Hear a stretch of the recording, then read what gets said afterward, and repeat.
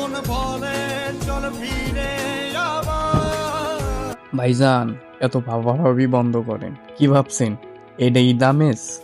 না রে ভাই, এটা ঈদ আমেজ না, এটা মগর নির্বাচনী আমেজ। দীর্ঘ 17 বছর পর যদি নির্বাচন আসে তাহলে মানুষের মধ্যে তো নির্বাচনের আমেজ থাকবেই। তার আগে কিছু 17 বছরের যে কুত্তা মার্কা নির্বাচন গুলো ছিল ওইগুলো একটু দেখে আসি। কালীগঞ্জ উপজেলার ৭৪টি কেন্দ্রে সকাল ৮টায় একযোগে শুরু হয়েছে। আমরা এখন পর্যন্ত বেশ কয়েকটি কেন্দ্র অর্থাৎ ৫টি কেন্দ্র আমরা ঘুরেছি, কিন্তু কেন্দ্রগুলোতে ভোটার উপস্থিতি একেবারে নেই বলতেই চলে। ২-১ জন করে ভোটার আসছে, ভোট দিচ্ছে, এইরকম অবস্থা। কোনো কোনো ভোটের দায়িত্বে যে কর্মকর্তারা আছে তারা কিন্তু অলস সময় কাটাচ্ছে। আপনাদেরকে আমরা সেই দৃশ্য দেখানোর চেষ্টা করছি। আমরা এই মুহূর্তের অবস্থান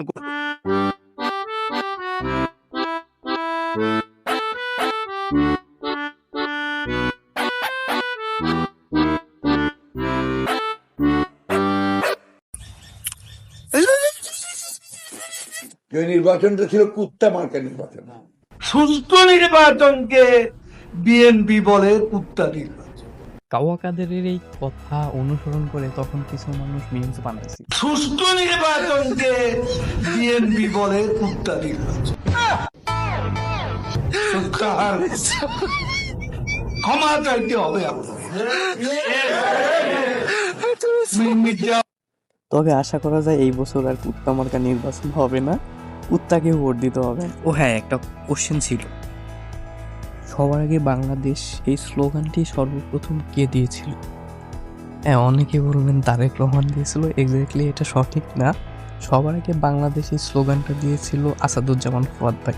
আসাদুজ্জামান ফুয়াদ ভাই 2024 সালের 15ই আগস্ট এবি পার্টির একটা কর্মসূচিতে এই ঘোষণাটি দিয়েছিলেন। এমনকি দিল্লি নয় পিন্ডি নয়, সবার আগে বাংলাদেশ, এই যে ডায়লগটি আছে এইটা হচ্ছে একটা কপি। যে স্লোগান থেকে কপি করা হয়েছিল তা হলো পিতা নয় আমি নয়, সবার আগে বাংলাদেশ। তবে একটা জিনিস ভালো লাগলো যে তারেক রহমান এবি পার্টিকে খুব ভালোভাবে ফলো করতেন। যাই হোক, সবশেষ একটাই কথা, জুলাই প্রশ্নে হ্যাঁ বলুন।